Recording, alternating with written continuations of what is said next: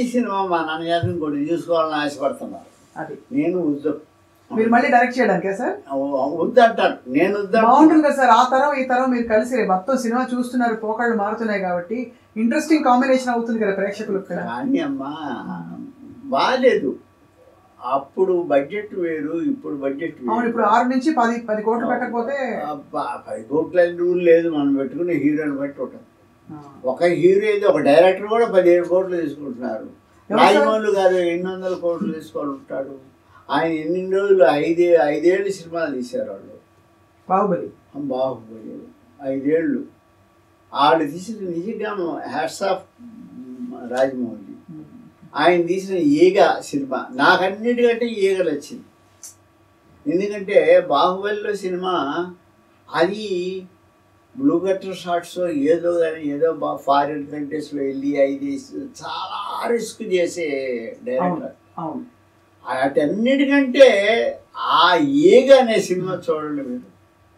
దాన్ని కాలు చెయ్యి కన్ను కదిలి కూడా తీసి హ్యాట్స్ ఆఫ్. అలాగా ఒక ఐడియా అది. అంత అయ్యో చాలా గొప్ప డైరెక్టర్. మన నేషనల్ వైజ్ మనకి ఇండియాకి పేరు తీసుకొచ్చిన డైరెక్టర్. అలాంటి డైరెక్టర్స్ వాళ్ళందరూ ఉన్నారు. వాళ్ళు పెద్ద సినిమా చేయగలరు. నాలాంటి వాడు చేయలేను నేను. మా వల్ల కాదు, బడ్జెట్ మన వల్ల కాదు.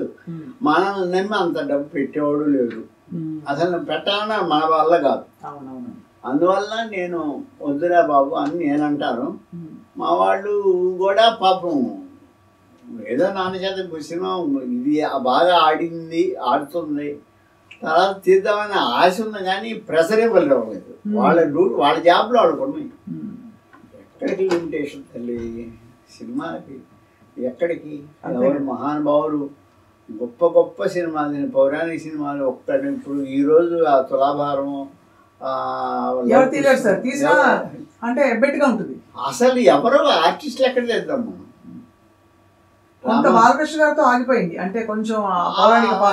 అమ్మ ఈవెన్ బాలకృష్ణ గారు కూడా ఆ స్టేచర్ రాదు కదా.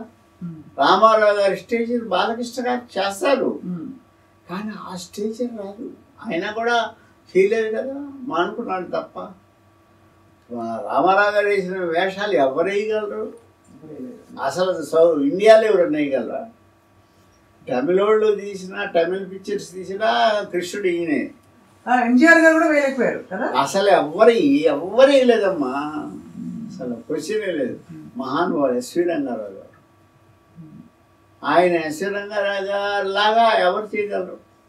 అందువల్ల తరం మారే కొద్ది. కానీ ఆ విషయంలో ప్రేక్షకులు కొంత బాధపడుతుంది. ఏంటంటే రామారావు గారికి భారత రత్న రాలేదు, అంతటి రామారావు గారికి. మనకి బాలకృష్ణ గారికి మన పద్మభూషణ్ వచ్చింది, సంతోషించారు. కానీ అసలు రామారావు గారికి కదా రావాలి కదా భారత రత్న. అమ్మా నాకు తెలియగలుగుతాను భారత రత్న ఏం చేసుకుంటాం మనం అంటే అదొక గౌరవం, ఒక గౌరవం తప్ప.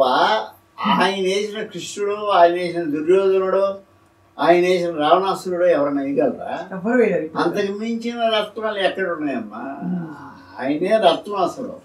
ఆయన భారతరత్న మళ్ళా ప్రపంచానికి మన ఇండియాకి పుట్టిన రత్నం ఆయన. ఆయన పెర్ఫార్మెన్స్ ఎవరు చేయగలరు?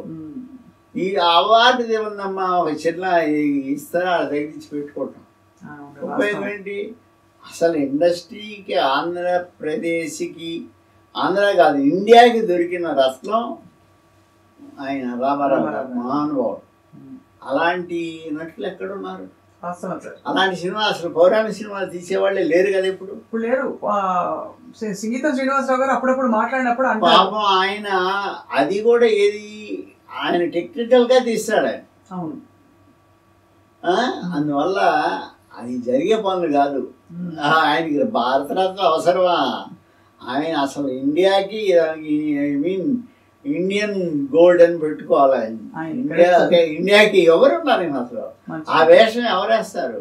ఏ లాంగ్వేజ్ అయినా. తమిళ్ వేసినా ఆయన వేయాలా, ఇంకెక్కడ వేసినా ఆయన వేయాల్సిందే. అలాంటి నటులు లేరు, అలాంటి డైరెక్టర్లు లేరు.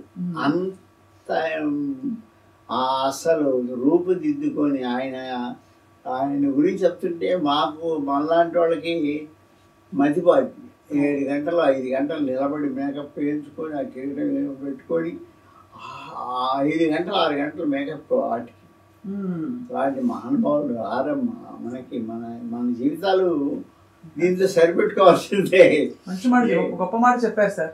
అయితే అంటే ఆ విధంగా చూస్తే ఇప్పుడు మీరు సార్, మీరు స్త్రీల పాత్రలు కానీ కథాంశాలు తీసుకున్నప్పుడు మీరు ఏ పరిమితులు పెట్టుకునేవారు? ఇప్పుడు మస్ట్ అండ్ షుడ్గా ఒక ఐటమ్ సాంగ్ ఉండాలి, ఇప్పుడు రోజుల్లో ఒక స్పెషల్ సాంగ్, దాని పేరు ఏం పెట్టినా హీరోయిన్లే చేస్తున్నారు. ఇప్పుడు పెద్ద పెద్ద హీరోయిన్లే. ఆ సినిమాల్లో లేవమ్మా ఐటమ్ సాంగ్స్. ఇప్పుడు సౌందర్యం నా సినిమాలో ఎక్కడ ఐటమ్ 5 పిక్చర్స్ చేశాను నేను. ఐటమ్ సాంగ్ లేదు. ఐటమ్ సాంగ్ అవసరమైన దాంట్లో ఇప్పుడు బాలకృష్ణ గారితో ఒక సినిమా చేశాం. దాంట్లో ఐటమ్ సాంగ్ అనేది షీస్ ఒక సీను, ఒక సాంగ్, ఆ సాంగ్తో ఒక డ్రామా మిక్స్ అయి ఉంటుంది. ఇలాగా ఐటమ్ సాంగ్స్ ఉన్నారమ్మా. ఐటమ్ సాంగ్స్ హీరోయిన్లా ఐటమ్ సాంగ్ చేస్తున్నారు. శ్రీలీల, తర్వాత ఉప్పిల్లో చేసిన అమ్మాయి, వీళ్ళంతా అందంగా ఉంటారు, చాలా బాగుంటారు. శ్రీలీల ఎంత డ్యాన్స్ గొప్ప, అసలు వాళ్ళు ఎక్కడ సరిపోతారు. ఐటమ్ సాంగ్లు కాకపోయినా డూయిట్టే ఐటమ్ సాంగ్ మించిపోతున్నాయి. కుర్చీ మడత పెట్టుకో చూసారు సార్ అవన్నీ. మీకు కొంచెం అశ్లీలత పెరిగిందా సుబ్బయ్య గారు? అమ్మా అశ్లీల అంటే ఎక్కడికమ్మా చూసేది అమ్మా.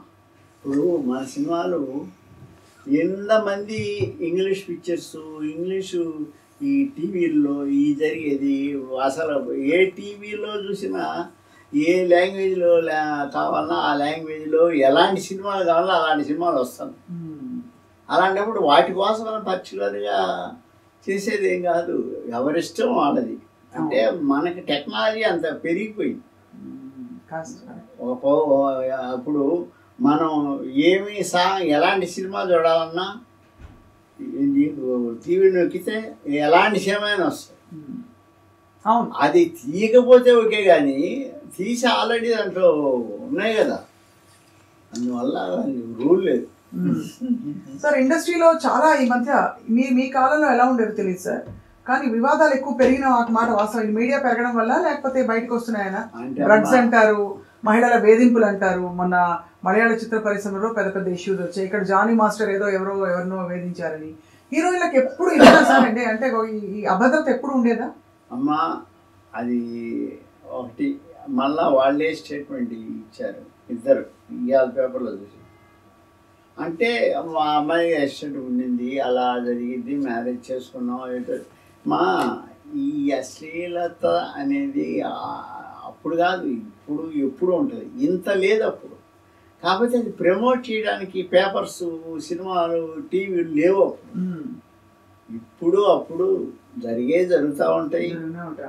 ఆ వాటికి అమ్మ ఇప్పుడు కూడా స్త్రీని గౌరవించాలి అనుకున్నప్పుడు సొసైటీ బాగుంటుంది. అంతే కదా సార్.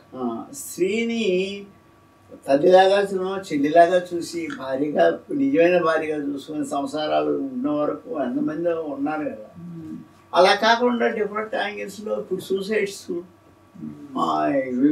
విపరీతంగా పేపర్లో చూస్తే ఒక్కొక్క భార్యని చంపి ఉడకపోయి అది పోసి బాబోయ్ కుక్కర్ సార్ అది అయ్యేది. అది ఏమంటామమ్మా. అందువల్ల మానవత్వానికి, మంచితనానికి మానవత్వం కలిస్తే బాగుంటుంది. ఆ మానవత్వం తీసేసి మనిషికి రాక్షసత్వం వచ్చింది అనుకోండి, అది అవే సినిమాలుగా మారుతున్నాయి ఇప్పుడు ఇలాంటి సంఘటనలే. అంటే ఒకటమ్మా, మన సెన్సార్ ఒప్పుకోదమ్మా, అంత బ్యాడ్గా తీయరు. పేపర్లో వస్తున్నాయి చదవడం తప్ప అలాంటి ఉంటే సెన్సార్ ఒప్పుకోరమ్మా. సెన్సార్ వాళ్ళు దే ఆర్ సిన్సియర్ వాడు. కాకపోతే కొంచెం ఇమిటేషన్ కూడా లేకపోతే సినిమా ఇండస్ట్రీ బతకదేమని భయం కూడా ఉంది. హీరోయిన్ వాళ్ళ డ్రెస్సులు, వాళ్ళు మంచి అందమైన అమ్మాయి బ్రహ్మాండమైన డ్రెస్సు వేసుకొని డ్యాన్సులు చేస్తుంటే ఎంజాయ్ చేసేవాళ్ళు ఉన్నారు. అది లేదనుకోండి, టోటల్గా సినిమా ఇండస్ట్రీలో కూడా ఇప్పుడు ఆడపిల్ల ఇంకో చోట వస్తారు, ఇంకొక యాంగిల్లో. అసలు మా టైం అంటే అమ్మా, నా టైం ఇప్పుడు కూడా నడుస్తుందిగా, అది ఓన్లీ 7 years బ్యాక్ ఆగిపోయింది. నేను అరుణగిరి నుంచి ఆలయం దాకా 70 సినిమాలు చేసినప్పుడు అశ్లీలత మా సినిమాలో లేదమ్మా. నాకు నాలుగు నందులు వచ్చినాయి. KV Reddy award, HM Reddy award, Nageswara Rao గారి అవార్డు, రామారావు గారు, అన్ని అవార్డులు వచ్చినాయి. నా చేత కాదు, నేను చేయలేను. నాకు ఏ కాడికి కథనం, సెంటిమెంట్ అంటే న్యాచురల్గా సెంటిమెంట్. అయ్యో పాపం మంచి సినిమారా అని అనిపించుకోవాలని ఆశమ్మ. దానికోసం కంటాలు పడతాను తప్ప నా సినిమాలో నేను వేరుకోరి అశ్లీలత అసలు పెట్టను.